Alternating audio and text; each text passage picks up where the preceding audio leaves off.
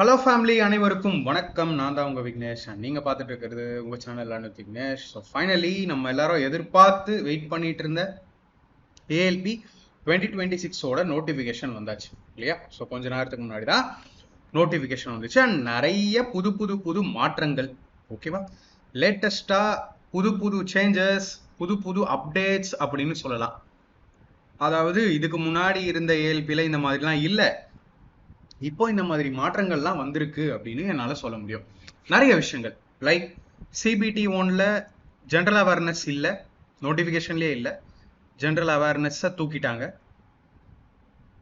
ஓகேவா? And then புதுசா self screening medical declaration, இது என்ன அப்படிங்கிறதையும் நான் உங்களுக்கு டீட்டெயிலாக சொல்கிறேன், ஓகேவா? இந்த செல்ஃப் டிக்ளரேஷனில் வந்த இந்த சேஞ்ச். அதுக்கப்புறம் இதுக்கு முன்னாடி சிபிடி 2ல part A and CPAT psycho test, ஓகேவா? இது ஒரு ஸ்டேஜ், இது ஒரு ஸ்டேஜ். இதோட வெயிட்டேஜ் வந்து பார்த்தீங்கன்னா 70%ஆகவும் 30%ஆகவும் இருந்துச்சு. இதை இப்போ மாத்திட்டாங்க. இந்த மாதிரி இல்லை அப்படின்னு சொல்லி இப்போ இதுல இருந்து 50% வெயிட்டேஜ் அண்ட் இதுல இருந்து 15% வெயிட்டேஜ் வச்சுதான் உங்களோட ஃபைனல் மெரிட் டிசைட் ஆக போகுது. உங்களோட ஃபைனல் மெரிட் டிசைட் ஆக போகுது, ஓகேவா? ஸோ இந்த வீடியோவில் நான் ஃபுல்லாக நோட்டிஃபிகேஷனில் நீங்கள் என்னெல்லாம் தெரிஞ்சுக்கணும் அதை மட்டும் தான் இதில் சொல்ல போகிறேன். இது உங்களோட ஸ்ட்ராட்டஜி வீடியோவாக இருக்காது. ஸோ எல்லாத்தையுமே நான் ஒரே வீடியோலேயே கொடுக்க மாட்டேன் எப்பயுமே. அது பெருசாகவும் இருக்கும், ரெலவெண்ட்டாகவும் இருக்காது. ஸோ இங்கே நம்ம நோட்டிஃபிகேஷன்லேயே ஃபஸ்ட்டு நிறைய விஷயங்கள் தெரிஞ்சுக்க வேண்டியது இருக்குது. புது அப்டேட்ஸ்லாம் நிறைய வந்திருக்கு. அது எல்லாத்தையுமே இந்த வீடியோவில் நான் டீட்டெயிலாக சொல்லிவிட்டு அடுத்த வீடியோவில் ஸ்ட்ராட்டஜி, அதில் கிளாஸு எப்படி என்னென்ன ஃபாலோ பண்ணணும் அது எல்லாத்தையும் நம்ம அந்த வீடியோவில் பார்க்கலாம், ஓகேவா? ஸோ ஃபர்ஸ்ட் ஆஃப் ஆல் ஒரு விஷயம் நான் உங்களுக்கு ஸ்டார்டிங்லேயே சொல்லிக்கிறேன். அது என்ன அப்படின்னா, இது ரயில்வேவோட அசிஸ்டன்ட் லோகோ பைலட் எக்ஸாம், சரியா? ஃபர்ஸ்ட் இதோட எலிஜிபிலிட்டி, குவாலிஃபிகேஷனை பற்றி நான் அப்புறமா சொல்கிறேன், ஓகேவா? எலிஜிபிலிட்டி, இதோட எலிஜிபிலிட்டியே ஐ ஸ்டாண்டர்ட்னு ஃபர்ஸ்ட் புரிஞ்சுக்கோங்க. ஃபர்ஸ்ட் உங்களோட ஐ ஸ்டாண்டர்ட் A1 இல்லை அப்படின்னா சாரி, நீங்கள் அப்ளையே பண்ணாதீங்க. ஏன்னா 3 ஸ்டேஜ் இருக்குது. ஸ்டேஜ் 1 இருக்குது, ஸ்டேஜ் 2 இருக்குது, சிபிஏடி இருக்குது. அதுக்கப்புறம் தான் உங்களுக்கு டிவி நடக்கும், மெடிக்கல் நடக்கும், எல்லாமே. ஸோ நீங்கள் எத்தனை ஸ்டேஜ், சப்போஸ் 3 ஸ்டேஜுமே கிளியர் பண்ணிட்டீங்க, ஆனால் உங்களோட ஐ அந்த A1 ஸ்டாண்டர்டை மீட் பண்ணலை அப்படின்னா உங்களை ரிஜெக்ட் பண்ணிடுவாங்க. நான் அதை இப்போவே சொல்லிக்கிறேன். ஸோ இதை லாஸ்ட்டில் நான் சொல்ல விரும்பலை. A1 உங்களுக்கு இல்லை, ஐ ஸ்டாண்டர்ட் உங்களுக்கு A1 இல்லைன்னா சாரி, நீங்கள் அப்ளையே பண்ணாதீங்க. ஸ்பெக்ஸ் போட்டுட்டு இருக்கீங்கனாலும் நீங்கள் அப்ளையே பண்ணாதீங்க. சரி ப்ரோ, எனக்கு தெரியவே இல்லை, எனக்கு A1 இருக்கா இல்லையான்னு தெரியல, கண்ணு ஓகே நல்லா தான் இருக்குது பார்வை அப்படின்னு உங்களுக்கு ஒரு டவுட் இருந்ததுன்னா நீங்கள் ஏதாவது ஒரு ஐ ஹாஸ்பிட்டல், ப்ரைவேட்டோ இல்லை கவர்மெண்ட் ஐ ஹாஸ்பிட்டலோ, எனிதிங், சரியா? அங்கே போயிட்டு நீங்கள் A1 ஐ செக் பண்ணணும், A1 ஐ ஸ்டாண்டர்ட் இருக்கான்னு செக் பண்ணணும்னு சொன்னீங்கன்னா அவங்களே செக் பண்ணி சொல்லிடுவாங்க, ஓகேவா? ஸோ நான் 2019 டைமில் எடுக்கும்போது 300 வாங்கினாங்க. இப்போ எவ்வளோ அப்படின்னு எனக்கு ப்ரைஸ் தெரியல. நம்ம ஸ்டூடெண்ட்ஸ் கூட லாஸ்ட் இயர் செலெக்ஷன் பண்ண ஸ்டூடெண்ட்ஸ்லாம் நிறைய பேர் ஆல்ரெடி ப்ரைவேட்டில் பண்ணியிருக்காங்க, ஓகேவா? நீங்கள் பண்ணீங்கன்னா அவங்களே கிளியராக சொல்லிடுவாங்க, ஓகே? தென் வேகன்சிஸ் எப்படி இருக்குன்னு பார்த்தீங்கன்னா கிட்டத்தட்ட 11,000+ வேகன்சிஸ். அதில் செகந்திராபாத் ஜோன் மட்டும் எடுத்துக்கிட்டிங்கன்னா 824 + 600ன்னு எடுத்துக்கோங்க. அப்ராக்சிமேட்லி 1400 வேகன்சிஸ் வந்து பார்த்தீங்கன்னா செகந்திராபாத் ஜோன்லேயே. செகந்திராபாத் ஜோனில் மட்டும் அரௌண்ட் 1400+ வேகன்சிஸ்ன்னு சொல்ல வரேன், ஓகேவா? ஸோ எல்லாரோட மைண்ட் செட்டுமே அதாக தான் இருக்கும். இந்த நோட்டிஃபிகேஷன் வந்ததுமே எனக்கே நம்ம ஸ்டூடெண்ட்ஸ், ஒரு சில ஸ்டூடெண்ட்ஸ் மெசேஜ் அனுப்ப ஆரம்பிச்சிட்டாங்க, செகந்திராபாத்தில் நான் அப்ளை பண்ணலாமா? தாராளமாக அப்ளை பண்ணலாம், ஆனால் எல்லாரோட மைண்ட் செட்டும் அந்த மாதிரி இருக்கும், ஓகேவா? சென்னை ஜோனுக்கு வேகன்சிஸ் ரொம்ப கம்மி தான் இல்லையா, 186. And then Bengaluru zone 200 vacancies. சி, ஒரு விஷயம் நான் உங்களுக்கு சொல்ல ஆசைப்படுறேன். நீங்கள் எந்த ஜோன்னாலும் அப்ளை பண்ணலாம், ஆனால் ஒரு ஸ்டூடெண்ட் ஒரு ஜோனில் மட்டும்தான் அப்ளை பண்ண முடியும். அதை தெரிஞ்சுக்கோங்க. மல்டிபிள் ஜோனில் அப்ளை பண்ணிடலாம்னு நினைக்காதீங்க, ரிஜெக்ட் பண்ணுவாங்க. தென் எந்த ஜோனில் நீங்கள் அப்ளை பண்ணாலும் சரி, உங்களோட அட்ரஸ் பேஸ் பண்ணி தான் உங்களோட எக்ஸாம் சென்டர் இருக்கும். சென்டர் இங்கே தான் போடுவாங்க, சென்னை ஆர் வேறு ஏதாவது சென்டர்ஸில் போடுவாங்க.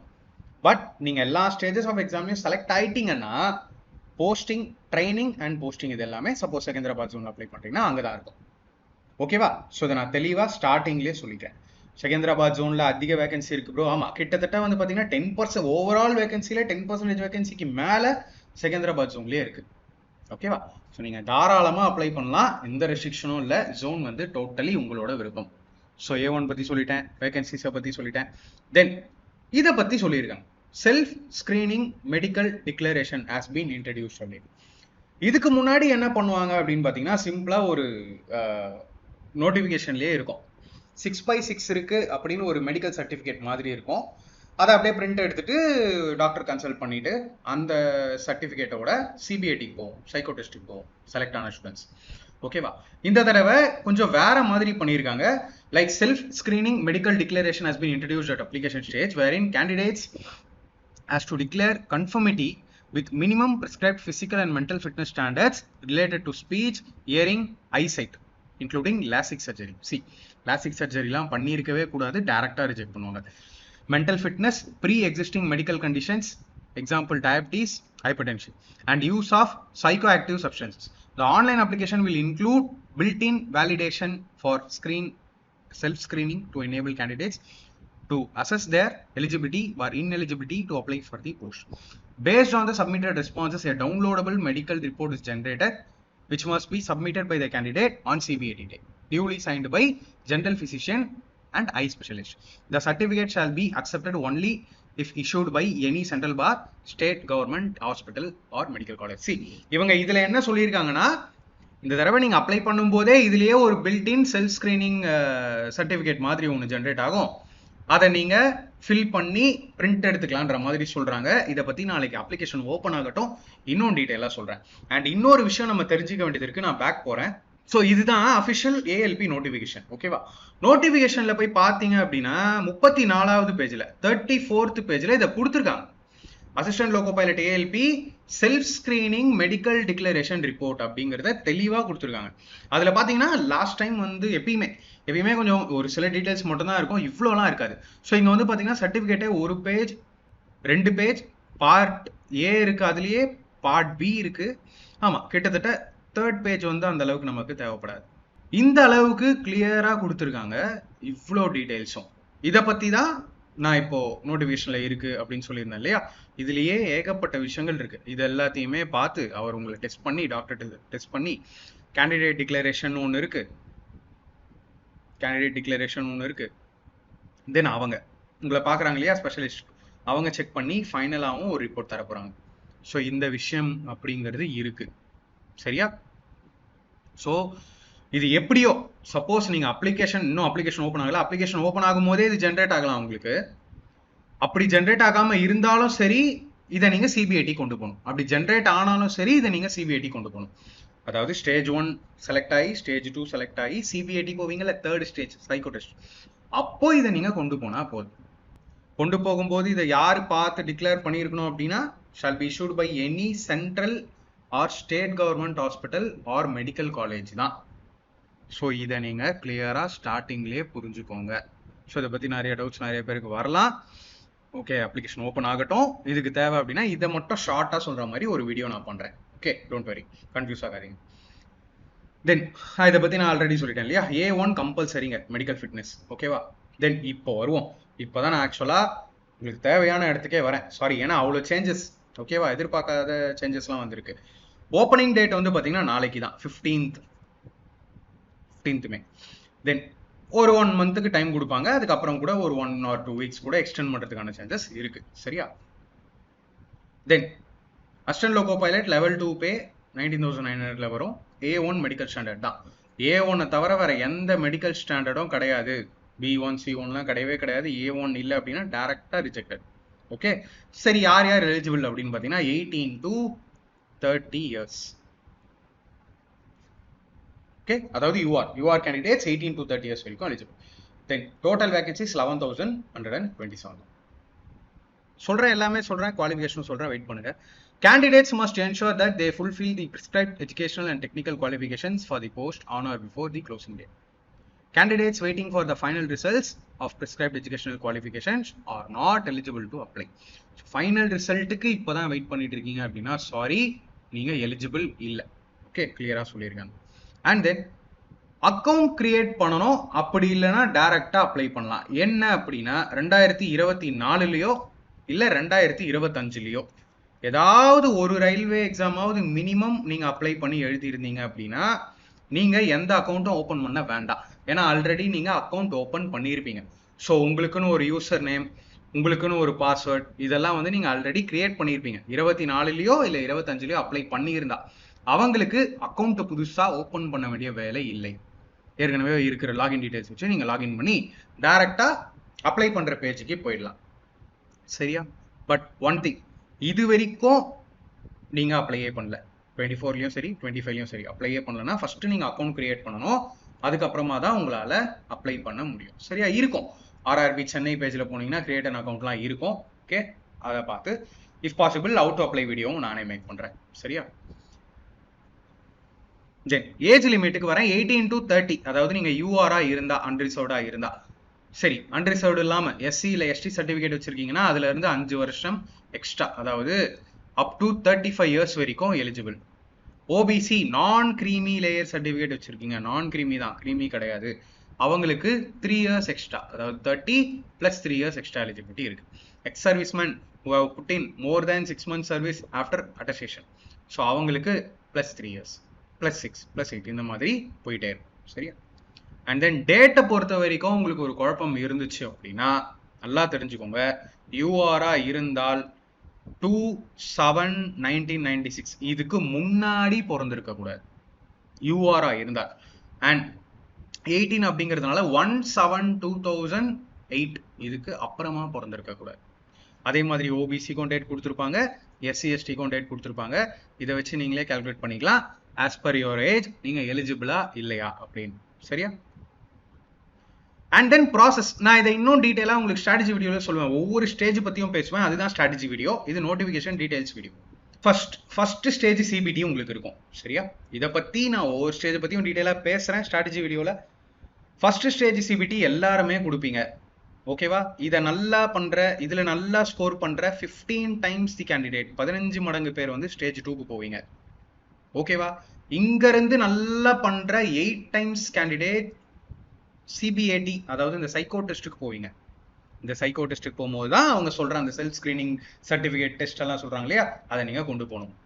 அதுக்கப்புறமா இந்த சிபிஏடியில் பர்ஃபெக்டா பர்ஃபார்ம் பண்றவங்க, அதாவது குவாலிஃபைலாம் ஆகணும் சிபிஏடி, அவங்களுக்கு document verification and medical examination நடக்கும். ஓகே, மற்ற விஷயங்கள்லாம் ஸ்ட்ராட்டஜி வீடியோவில் பார்க்கலாம். இங்க ஒரு விஷயம் என்ன அப்படின்னு பாத்தீங்கன்னா, ஸ்டேஜ் 1ல உங்களுக்கு 75 கொஸ்டின்ஸ் கேட்பாங்க. Each question carries 1 marks. So 75 question 75 marks. 1/3 negative marking இருக்கு. இதெல்லாம் பார்க்காதீங்க, பொதுவாக நான் இதெல்லாம் பார்க்காதீங்கன்னு சொல்லிடுவேன். Minimum pass percentage for eligibility UR. ஏன்னா இதை பார்க்குற ஸ்டூடெண்ட்ஸ் உடனே என்கிட்ட கேட்பாங்க, அப்போ 40% எடுத்தா யூஆர் போதுமா, ஓபிசி 30% எடுத்தா போதுமா? அதாவது நீங்க எலிஜிபிள், உங்க பேப்பரை கணக்கிடவே இத்தனை பர்சன்டேஜ் தேவை. ஸோ இதை வச்சு கட் ஆஃப் வந்துடும், இவ்வளோ கம்மியாக ஸ்கோர் பண்ணால் போதும் அப்படின்னு நினைக்காதீங்க. ஓகேவா? இது மினிமம் குவாலிஃபையிங். இதை வச்சு நீங்கள் ஸ்டேஜ் 1 கிளியர் பண்ணிடுவீங்கன்னா சொல்ல முடியாது. எப்பயுமே நல்லா ஸ்கோர் பண்ண வேண்டியது தான் உங்களோட கடமை. நான் சொல்கிறது நல்லா ஸ்கோர் பண்ணுங்க. ஓகே, தென் ஒரு விஷயம் நடந்திருக்கு, ரொம்பவே ஷாக்கிங்காக இருக்குது. அது என்ன அப்படின்னா, ஸ்டேஜ் 1 தான். ஃபர்ஸ்ட் ஸ்டேஜ் சிபிடியில் only maths, reasoning, mental ability is reasoning, general science close, அவ்வளோதான். இந்த 3 சப்ஜெக்ட்ல தான் உங்களோட 75 கொஸ்டின்ஸ் இருக்க போறதா சொல்லிட்டாங்க. சப்போஸ் கொஞ்சம் வெயிட்டேஜ் எதிர்பார்க்கலாம். எப்பயுமே இவங்க வந்து ஒன்று பண்ணுவாங்க, எக்ஸெட்ரா அப்படிங்கிற மாதிரி ஒரு கொஸ்டின் மார்க் மாதிரி கிரியேட் பண்ணி இதை வச்சு கேட்டுருவாங்க. So don't worry. இப்போ ஒரு 75 இருக்கு அப்படின்னா அவுட் ஆஃப் 75 சப்போஸ் ஒரு 5 கொஸ்டினோ ஒரு 8 கொஸ்டினோ ஜென்ரல் அவேர்னஸோ இல்லை ஒரு கரண்ட் அஃபேர்ஸ் கலந்த மாதிரி வந்தாலோ பயப்படாதீங்க. அதுக்கும் ரெடியா இருங்க. ஏன்னா இது ரயில்வே எக்ஸாம், எதுக்கும் எல்லாத்துக்குமே ரெடியா இருங்க. அனுபவத்தில் தான் சொல்றேன். ஓகேவா? ஸோ அப்படி இருக்கும்போது 3 subjects like maths, reasoning and science, எப்பயுமே நம்ம கிட்ட இந்த 3 சப்ஜெக்டும் வேற லெவல்ல இருக்கும். அண்ட் இதை பார்த்த உடனே எனக்கு இன்னும் பயங்கர சந்தோஷம். இந்த ஏஎல்பி நம்ம தான், நம்ம ஸ்டூடெண்ட்ஸ், எக்ஸ்பீரியன்ஸ் ஸ்டூடெண்ட்ஸ் இருந்தீங்கன்னா எப்படி இந்த சேஞ்சை நீங்க எப்படி எதிர்பார்க்குறீங்க, எவ்வளோ விரும்புறீங்க அப்படிங்கிறத மறக்காம கமெண்ட்ல சொல்லுங்க. இது புதுசா வர ஸ்டூடெண்ட்ஸ்க்கு ஒரு மோட்டிவேஷனாவே இருக்கும். சரியா? ஸோ இந்த தடவை நம்ம தட்டி தூக்கிடலாமா போஸ்டிங்க, கன்ஃபார்ம் இல்லையா? தென் இதை பத்தி எல்லாம் கூட நான் உங்களுக்கு டீட்டெயிலாக ஸ்ட்ராட்டஜி வீடியோவில் எக்ஸ்பிளைன் பண்றேன். ஓகே, ஸ்டேஜ் 2க்கு நீங்க வரும்போது 15 மடங்கு ஸ்டூடெண்ட்ஸ் வருவாங்க, 15 டைம்ஸ் தி கேண்டிடேட்ஸ். ஓகேவா? ஸோ ஸ்டேஜ் 2வை பொறுத்த வரைக்கும் பார்ட் ஏ இருக்கு, பார்ட் பி இருக்கு. மொத்தமாக 175 கொஸ்டின்ஸ் இருக்கும், 175 மார்க்ஸ். இதில் பார்ட் ஏ நல்லா ஸ்கோர் பண்ணணும், பார்ட் பி குவாலிஃபைங் பேப்பர். இதை பற்றியும் டீட்டெயிலாக ஸ்ட்ராட்டஜியில் பேசலாம், எல்லாமே இதில் வேண்டாம். ஒரு விஷயம் என்ன பண்ணியிருக்காங்க, ஒரு மாற்றம் அப்படின்னு பார்த்தீங்கன்னா, இங்கே இதில் எப்பயுமே எப்படி நடக்கும் அப்படின்னா, சிபிடி 2ல் பார்ட் ஏ பார்ட் பி 2 இருக்கா, பார்ட் ஏ பார்ட் பி. இது வந்து குவாலிஃபைங்னா நீங்கள் அவங்க சொல்கிற மார்க் கம்மியான மார்க் எடுத்தாலே போதும். அதாவது 27 எடுத்தால் போதும், 75க்கு 27 எடுத்தால் போதும், தாண்டனா போதும். இதில் அதிக மார்க் எடுக்கணுங்கிற அவசியம் இல்லை.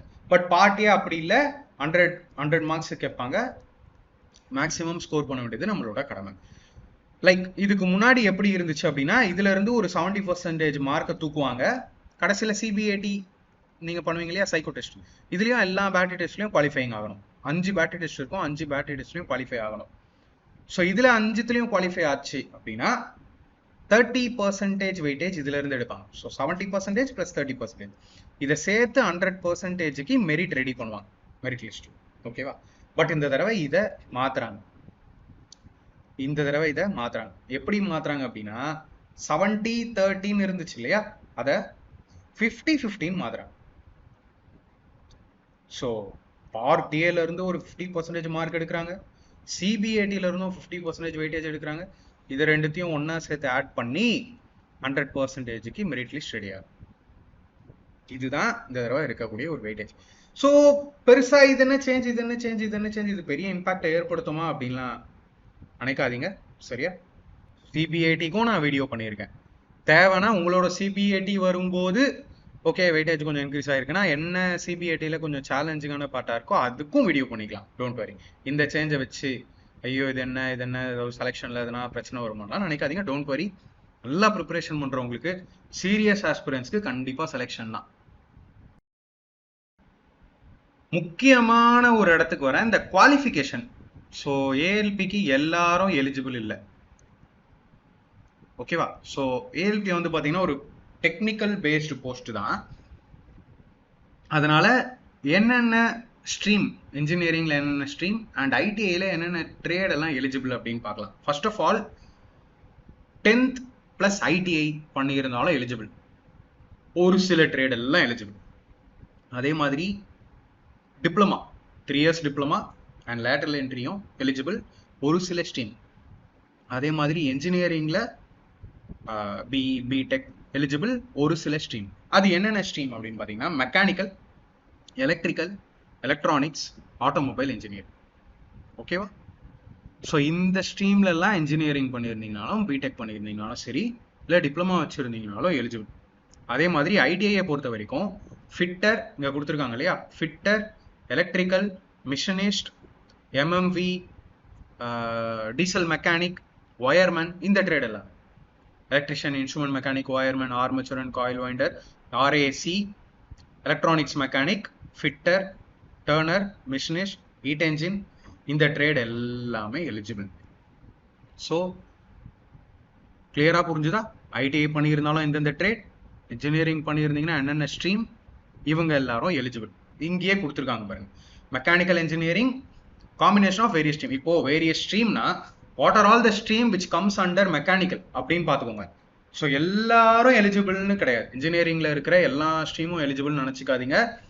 ஸோ எனக்கு இன்னமும் ஞாபகம் இருக்கு, லாஸ்ட் இயர் சில ஸ்டூடெண்ட்ஸ் வேற குவாலிஃபிகேஷன் வச்சிருந்து அவங்க அதை மெக்கானிக்கல்னு போட்டு அப்ளை பண்ணி கடைசியில் டிவியில் ப்ராப்ளம் ஆகிட்டு, மெடிக்கலில் ப்ராப்ளம் ஆகிட்டு ரிஜெக்ட் ஆனவங்களாம் இருக்காங்க. ஸோ இவங்க கொடுத்துருக்காங்க இல்லையா, ஸ்க்ரீன்ஷாட் கூட எடுத்துக்கோங்க.